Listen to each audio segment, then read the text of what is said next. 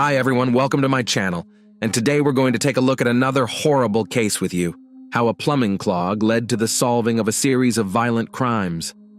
Many crimes, unfortunately, remain unsolved for various reasons.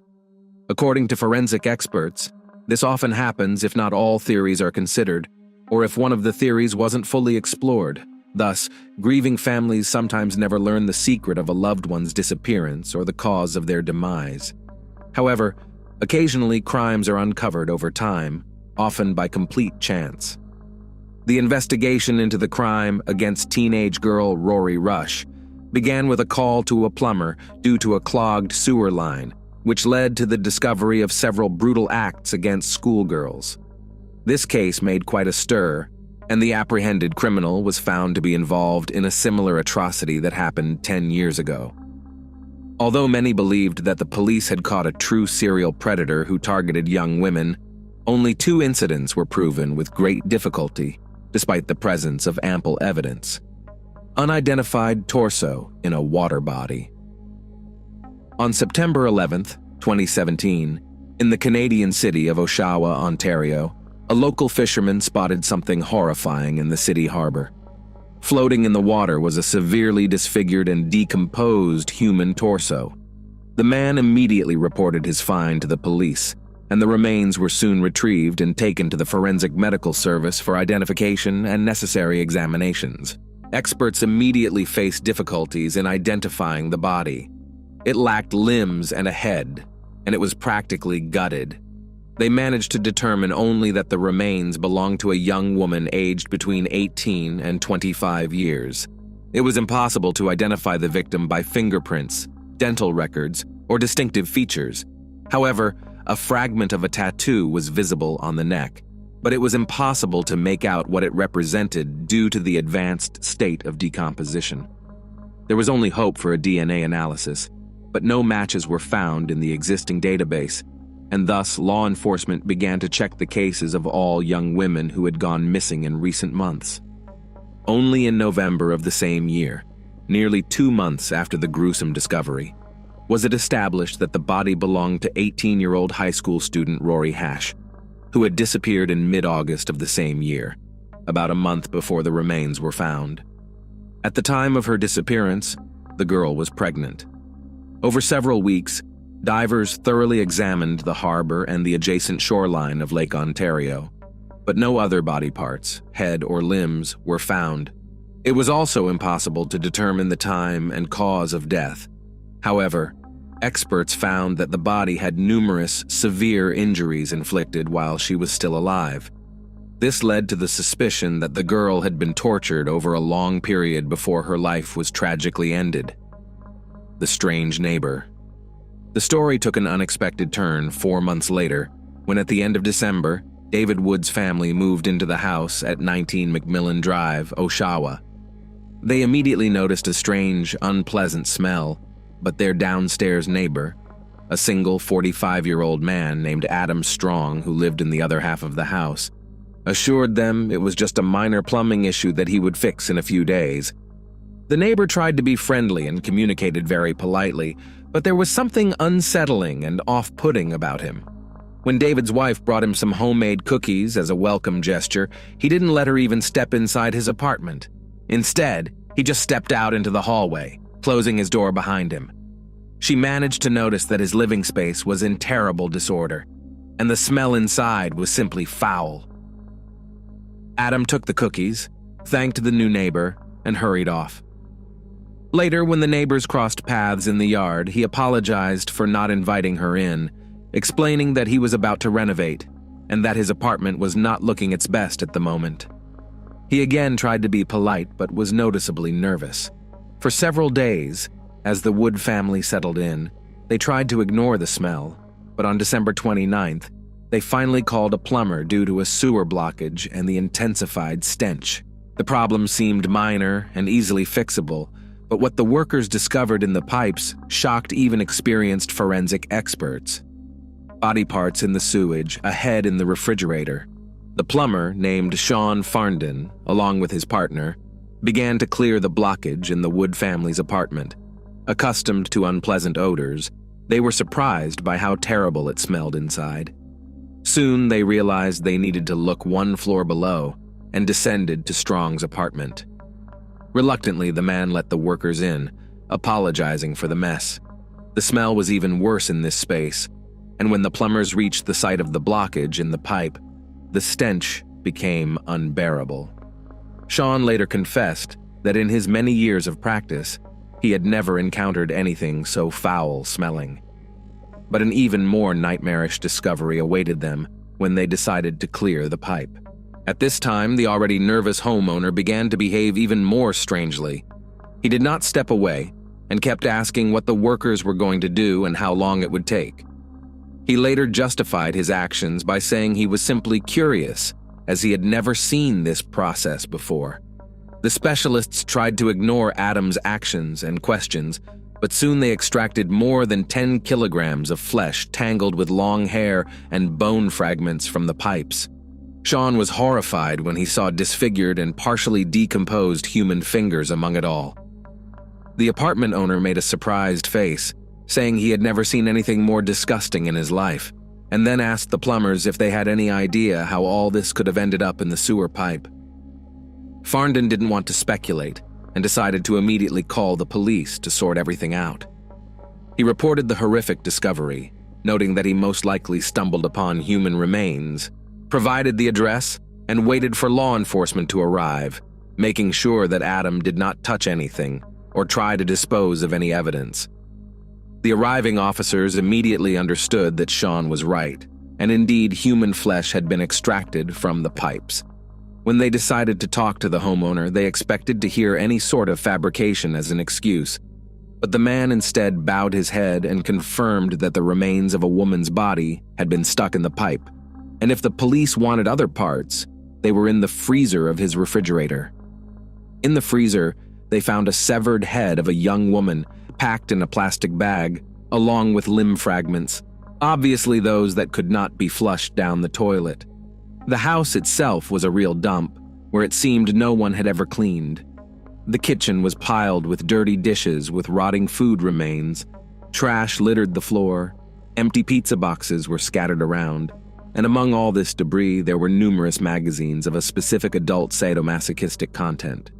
Also found in the apartment were intimate toys, gags, whips, handcuffs, and special devices for binding and hanging. Who is Adam Strong? Mr. Strong was immediately arrested and taken to the police station for questioning. The police were baffled, as this man had never been in trouble with the law before and was not on their radar. There was nothing on him. He had been living at 19 McMillan Drive in Oshawa for over 10 years, since early 2007, and none of his previous neighbors had ever complained about him. Adam Strong was born in 1972 in the small town of Cornwall, located in Stormont County, Ontario. There is very little information about his family and early years. He was single and had no children. He worked as a station operator at a local gas station and as a security guard on a film set. Those who knew him personally described him as a quirky and eccentric person who thought he was smarter than others. He loved to argue and prove his point until others agreed, but overall, he was not known to be confrontational. Upon reviewing the content of Adam's personal pages on social networks, law enforcement concluded that he was seriously interested in BDSM practices. He did not hide his inclinations and openly talked about it, posting related photos and videos. He never had a constant companion, but some of his former partners claimed that Strong was a true sadist and subjected them to intimate tortures, which ultimately led to their separation. Another peculiar hobby of his was writing reviews and feedback on adult films and magazines. Clearly, watching such materials was how Adam spent all his free time. Outwardly, he did not appear to be a criminal. He behaved calmly and composedly. House of Horrors at 19 McMillan Drive. Strong's residence was cordoned off and guarded as a crime scene. An initial superficial inspection suggested that a lot of work was ahead, and new findings could shock as much as the head found in the refrigerator. Notably, matching the evidence found, law enforcement immediately speculated that the discovered head, limbs, and flesh from the pipes could belong to Rory Hash, whose torso was pulled from a water body 4 months earlier. This speculation was supported by a tattoo on the neck, and DNA analysis dispelled any last doubts. Blood-stained clothing and shoes of a young woman were found hidden in various rooms among piles of trash in Adam's house. Blood traces were also found on the bed in the bedroom, which turned out to belong to the missing schoolgirl. In addition, her blood splatters were on the walls, furniture, and even on the ceiling in the room. The kitchen was equipped with an actual dissection table, on which the suspect likely dismembered and gutted the girl. Blood traces, skin particles, hairs, and bone fragments were everywhere, creating a horrifying sight that provoked nausea in those who inspected it. The bathroom was also in complete unsanitary conditions. Dirt, blood, and signs of brutal acts were everywhere. The toilet was dismantled and lying in a corner amidst trash. Clearly, Strong had tried to dispose of the body by flushing it down the sewer in parts. And when he realized there was a blockage, he attempted to fix it himself, but failed. Moreover, a large variety of sharp weapons was found in the house, which were likely used by Adam to dismember the girl's body. Some knives were still smeared with her blood. Semen traces of the apartment owner were also found on the body fragments retrieved from the refrigerator. Who was Rory Hash?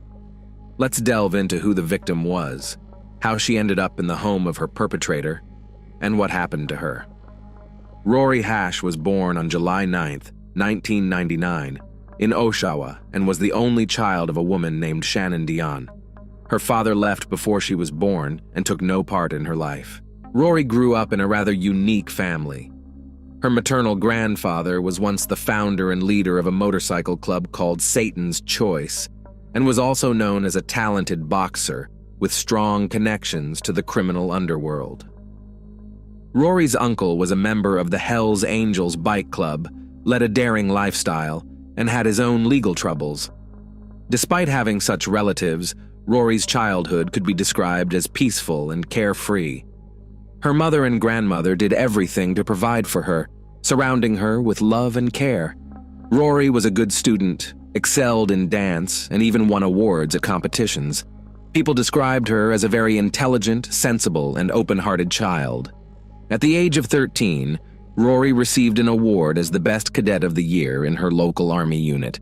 However, at 15, she began to spiral. A friend introduced her to drugs, and she quickly became dependent. She began spending more time with dubious company, neglected her studies, and soon stopped attending school altogether. For about a year, her family tried to help her overcome her dependency by placing her in various clinics, but she relapsed each time and the cycle would start over. At 17, she ran away from home and began to provide intimate services for money to afford illicit substances. It was then that Shannon sought help from a specialized service for teens with dependencies, which managed to send Rory to mandatory treatment. The efforts were not in vain, and Rory eventually returned to a normal life. She found work as a salesperson in a local shop and studied remotely to pass her exams and obtain a high school diploma, with hopes of attending college in the future. Moreover, Rory began a serious relationship with a boy named Anthony, and in the spring of 2017, they decided to move in together. In June 2017, she informed her mother that she was pregnant and planned to keep the baby. Rory was nearly 18 and mature enough, so her mother supported her decision. However, Shannon was unaware that her daughter had resumed using illicit substances. In mid-August, Rory met with local constable Christopher Crane at a shopping center. Crane had been monitoring her situation for the last 18 months, ensuring she wasn't falling back into bad company. That day, Rory confessed to him that she had relapsed into drug use and had lost her job a month earlier, agreeing to intimate exchanges for money or a fix. Crane was deeply concerned by her confession. He promised to help and asked her to wait a few minutes while he stepped away to urgently call a service to arrange Rory's hospitalization. However, when he returned, Rory had vanished and the constable was unable to find her. The next day, Rory's mother and uncle brought her to the hospital after finding her incoherent from substance use. For some reason, The relatives did not stay with her, but left her in the emergency room queue and stepped out for about an hour. Upon their return, they found that she had disappeared, and she was never seen alive again. Surveillance footage showed that she simply got up, walked to the exit, and left the hospital.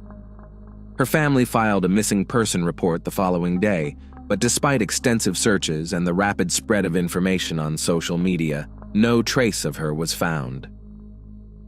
Although it was never definitively established how she ended up in Strong's house, it is most likely that her desperate need for drugs led her there to provide intimate services to the man. Investigation begins. After Adam immediately informed the police about the location of the remaining body parts, investigators expected him to start confessing. However, once at the station, he became withdrawn and refused to answer questions. He remained calm and did not admit to any wrongdoing. Since there was no direct evidence linking him to the girl's death, he was only charged with desecration of a body. Despite his lawyer's efforts, the detainee was denied bail and remained in jail pending trial. The investigators didn't know how to approach him effectively and tried to provoke an emotional response to make him reveal himself during questioning. However, Strong was not easily manipulated and carefully avoided questions about how Hash ended up in his house and what he did to her. Meanwhile, he willingly talked about his love for bladed weapons and his extensive collection of knives. Searches continued in Adam's house, and in one room, hidden in a closet, a dirty hunting knife was found with dried skin fragments that appeared human. DNA testing revealed that the samples from the knife did not match Rory's, but belonged to another individual.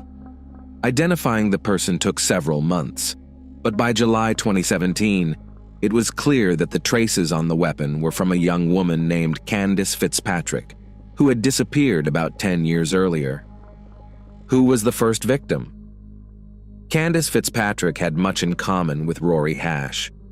This teenager also struggled with substance dependence and legal issues, grew up in a troubled family, often ran away from home, and would disappear for months at a time, living with acquaintances and sustaining herself by exchanging her body for sustenance and illicit substances. She was born in 1989 and was 18 at the time of her disappearance. Her family did not immediately notice her disappearance and only reported her missing almost 2 years later, by which time it was too late to find any leads. Additionally, her lifestyle and social circle led many to assume she could have ended up anywhere. For 10 years, Candace's parents believed that she had run away, but hoped she would eventually return. However, the news from law enforcement in 2018 shattered their hopes of ever seeing their daughter alive again. It is notable that both victims of the suspect were the same age and bore a striking resemblance to each other. They looked almost like sisters. This led to the belief that the police had apprehended a serial predator, and while Fitzpatrick and Hash were not his only victims, only the remains of the latter were found. The audacious criminal. When questioned about the second woman, Strong unexpectedly decided to bargain. He acknowledged his serious predicament and expressed a willingness to cooperate, but only in exchange for more comfortable living conditions. He demanded a private cell, a large TV, internet access, and even specified a menu of his preferred meals. The law enforcement officials were outraged by his audacity, but conceded to gain the information. Adam started his story by recounting his difficult childhood, detailing how he had been abused by his stepfather from the age of 5 and how he had started torturing and ending the lives of animals from the age of 7, finding physical pleasure in these acts. He also discussed his intimate preferences and lamented his inability to find a woman who shared his interests in this area. When the conversation turned to Rory, he described in detail and with apparent pleasure how he had dismembered her, expressing regret that his plumbing had failed him. However, the police were unable to secure a confession regarding her demise. Strong insisted that the woman had died from an overdose, and he had merely disposed of the body. When Strong was first asked about Candace, he was quite surprised, given that it had been 10 years. He tried to find out how the police had learned about her. Upon hearing about the pieces of flesh stuck to an old knife, he became somber and regretted not taking better precautions to ensure his own safety. He confirmed that he had met the woman, but claimed he had not ended her life. Nonetheless, the evidence found did not support his claims. Accidentally incriminated himself. In an attempt to evoke some semblance of sympathy or remorse, the police informed him that Rory was pregnant at the time of her death. However, Adam vehemently denied this. A detective noted that the pregnancy was in its early stages, so it might not have been visibly noticeable, but the criminal insisted he would have noticed. At this moment, the investigators realized that Strong would argue endlessly to prove his point, so they decided to provoke him into revealing more than he intended. They insisted that the victim was expecting, and he attempted to prove otherwise, claiming he had personally examined her and even held her reproductive organs in his hands, and there was nothing there. Caught up in his narrative and deeply recalling the process, he began to describe the details and his sensations, mentioning how the flesh was soft and warm, and at one point, he even spoke of feeling a pulsation. This led law enforcement to believe that the woman might have still been alive at that moment. Later, Adam tried to deny everything, but his statements had been recorded on camera and were presented in court.